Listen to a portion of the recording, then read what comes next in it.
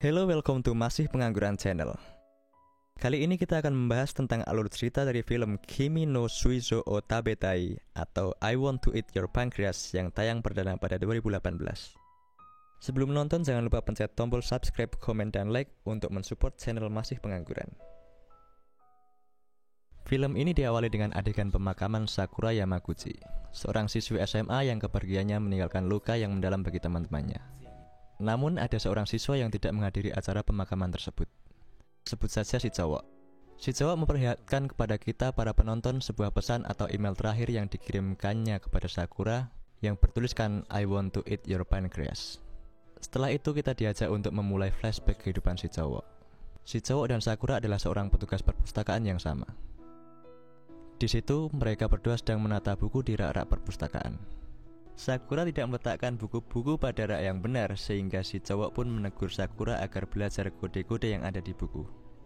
Mulailah Sakura menceritakan apa yang dilihatnya di TV kemarin, yaitu tentang memakan organ yang sama untuk menyembuhkan organ yang sakit. Saat obrolan berlangsung, Sakura mendorong si cowok untuk mengatakan bahwa ia ingin memakan pankreas si cowok.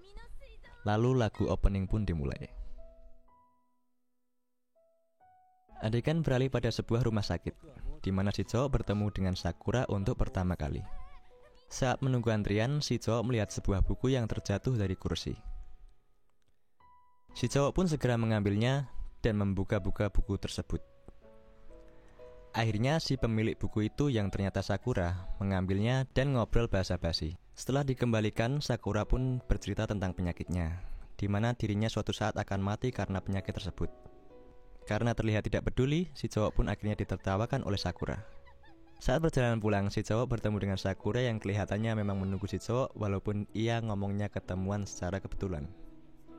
Sakura yang suka basa-basi pun akhirnya mengikuti si cowok dan meminta si cowok untuk merahasiakan penyakitnya. Selain itu, Sakura juga meminta untuk menjadi teman sisa waktu hidupnya. Sakura pun pergi dengan gembira. Di perpustakaan, si cowok mengobrol dengan Sakura tentang mengapa dia mau menjadi petugas perpustakaan di sisa waktu hidupnya. Sedangkan banyak kegiatan lain yang lebih menyenangkan untuk dilakukan daripada hal tersebut. Lalu Sakura pun menceramai si cowok bahwa kematian itu tidak bisa ditebak, sehingga Sakura maupun si cowok berada di posisi kehidupan yang sama. Setelah obrolan tersebut, Sakura memperlihatkan daftar keinginannya sebelum meninggal dan meminta si cowok untuk menemaninya melakukan kegiatan-kegiatan tersebut. Si cowok yang pada awalnya menolak menemani Sakura akhirnya luluh karena Sakura memaksanya. Mereka berdua pun mengunjungi sebuah kedai yakiniku. Di sana Sakura membahas tentang berbagai macam, salah satunya adalah makanan favoritnya yaitu jeroan. Dalam obrolan tersebut, Sakura mengutip kepercayaan bahwa jika seorang memakan pankreas orang lain, maka hati dan jiwa orang tersebut akan terkunci di hati orang tersebut. Di sisi lain, si cowok berbicara tentang dirinya yang tidak mempunyai teman dan tidak pandai untuk bergaul. Si cowok menganggap semua orang tidak tertarik padanya. Namun Sakura menjadi marah karena dirinya menganggap si cowok adalah orang yang menarik. Saat berjalan pulang, mereka berdua melihat kejadian di mana ada seseorang pengendara sepeda yang menabrak seorang nenek. Pengendara sepeda tersebut malah marah-marah dan mengintimidasi nenek tersebut. Melihat kejadian tersebut, Sakura tergerak untuk membantu sang nenek karena pengendara tersebut memang salah. Terjadilah adu mulut sehingga banyak orang dan bahkan polisi yang berada di sekitar TKP menjadi mendekat. Sakura yang kesal akhirnya mengeluarkan jurus pamungkasnya, yaitu menendang kemaluan dari pengendara sepeda tersebut. Setelah melarikan diri, Sakura menjelaskan pada si cowok bahwa saat kematian sudah dekat, ia menjadi berani untuk melakukan apapun. Mereka berdua mampir ke sebuah kafe dan bertukar nomor ponsel. Malamnya, Sakura mengirim pesan terima kasih kepada si cowok karena sudah menemaninya di hari ini. Di sekolah, ternyata tersebar rumor bahwa si cowok dekat dengan Sakura, sehingga teman-teman Sakura pun membanding-bandingkan si cowok dengan Takahiro, yang notabene adalah ketua kelas dan mantan pacar Sakura. Di perpustakaan, Sakura mengajak si cowok untuk ikut dengannya. Namun si cowok tidak mau karena takut akan digosipkan lagi oleh anak-anak kelas. Walau begitu, si cowok akhirnya tetap ikut untuk pergi ke toko kue bersama Sakura. Saat ngobrol, mereka bertemu dengan teman Sakura yang bernama Kyoko.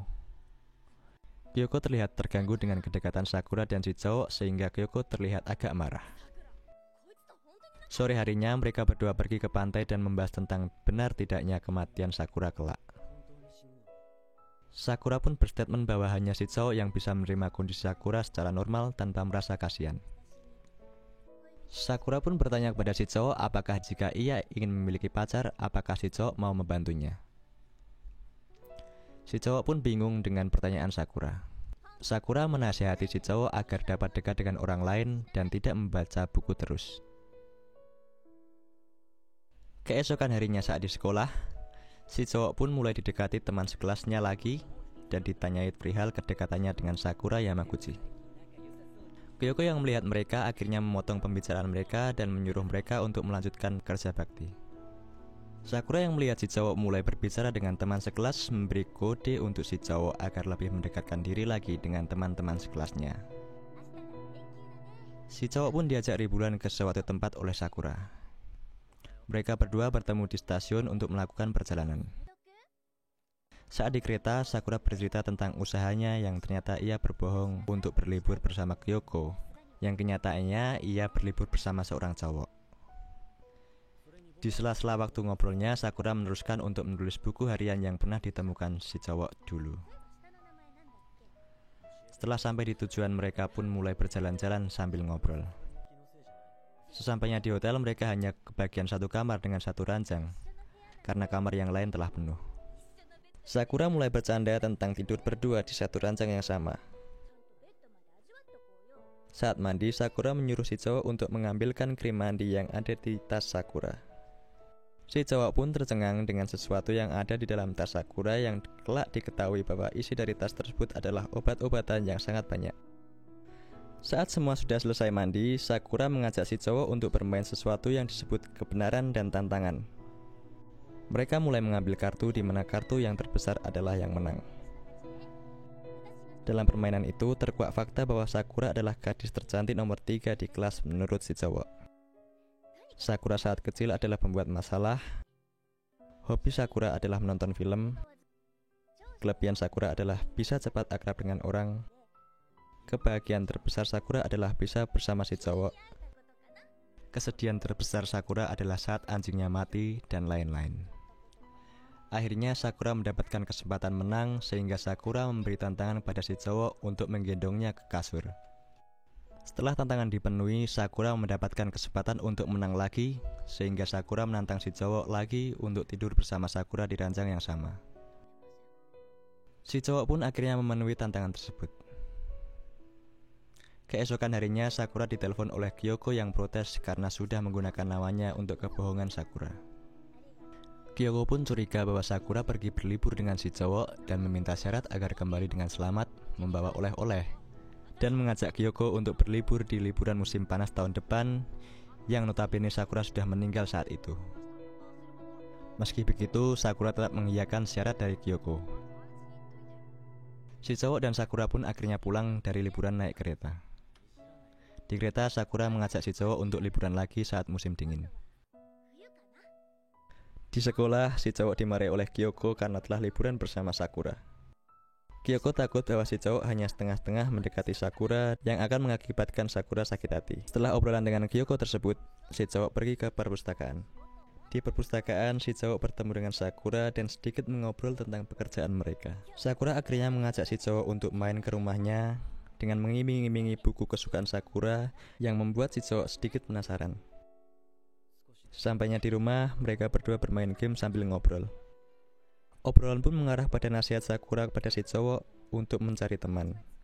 Sakura pun akhirnya bertanya kepada si cowok apakah dia menganggap Sakura sebagai pacar. Dan sepertinya si cowok agak terganggu dengan pertanyaan tersebut, sehingga si cowok ingin cepat-cepat pinjam buku dan pulang. Saat si cowok mulai beranjak pergi, tiba-tiba Sakura memeluk si cowok dari belakang.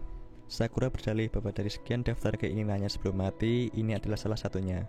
Suasana mulai menjadi panas karena Sakura bilang bahwa dirinya ingin melakukan hal yang tidak boleh dilakukan. Si cowok yang baper akhirnya sedikit kesal dengan Sakura yang ternyata bilang bahwa itu tadi hanya bercanda. Si cowok pun mendorong Sakura hingga tersungkur di kasur. Sakura pun akhirnya menangis dengan kelakuan si cowok. Si cowok bergegas pergi dengan berlari karena merasa bersalah. Di jalan, si cowok bertemu dengan Takahiro yang tidak lain adalah mantan Sakura. Si cowok pun terlibat cekcok dengan Takahiro karena sepertinya Takahiro masih mengharapkan cinta Sakura. Sakura pun datang melerai mereka berdua dan membantu si cowok yang terjatuh tersungkur karena pukulan Takahiro. Sakura yang tidak suka dengan perlakuan Takahiro memarahi Takahiro dan mengatakan bahwa Takahiro sampah dan jangan bertemu dengan Sakura lagi. Setelah kejadian itu, mereka lebih sering menghabiskan waktu bersama. Seiring berjalannya waktu, penyakit Sakura mulai menggerogoti Sakura yang mengakibatkan dirinya masuk rumah sakit. Si cowok mengunjungi Sakura di rumah sakit untuk memastikan keadaan Sakura yang ternyata lebih baik dari yang ia bayangkan. Di rumah sakit, Sakura lagi-lagi menasihati si cowok untuk lebih mendekatkan diri kepada teman-teman di kelas. Di sela-sela obrolan mereka berdua pun bermain kebenaran dan tantangan. Si cowok yang menang akhirnya memberikan pertanyaan pada Sakura tentang apa itu hidup. Sakura pun menjawab bahwa hidup adalah dengan menggerakkan hati seseorang. Karena puas dengan jawaban Sakura yang semi menasehati, si cowok pun berterima kasih sehingga mereka berdua pun berpelukan. Saat mereka berpelukan, tiba-tiba Kyoko mengunjungi Sakura dengan marah-marah. Adegan selanjutnya, Sakura meminta kepada ibunya untuk melakukan sesuatu kelak saat ia sudah meninggal. Di hari-hari saat Sakura dirawat di rumah sakit, si cowok merasakan firasat karena rawat inap Sakura diperpanjang selama 2 minggu. Si cowok pun mengunjungi Sakura di rumah sakit sepulang sekolah. Sakura malah mengajak si cowok untuk keluyuran saat pengobatannya di rumah sakit.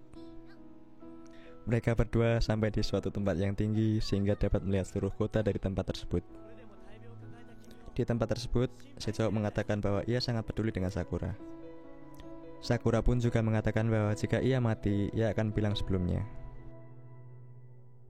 Dan kembang api pun mulai menyala.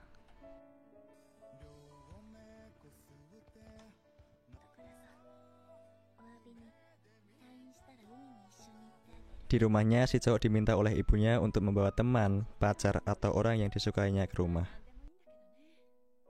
Lalu si cowok pun berangkat ke suatu tempat untuk bertemu dengan Sakura. Di perjalanan, si cowok bertemu dengan teman sekelasnya dan mulai ngobrol akrab dengannya. Hal itu menandakan bahwa si cowok sudah mulai membuka diri untuk orang lain. Setelah sampai di tempat janjian, si cowok pun akhirnya duduk dan menunggu Sakura sambil chattingan dengannya. Saat chattingan, ia pun menulis, "Aku ingin memakan pankreasmu."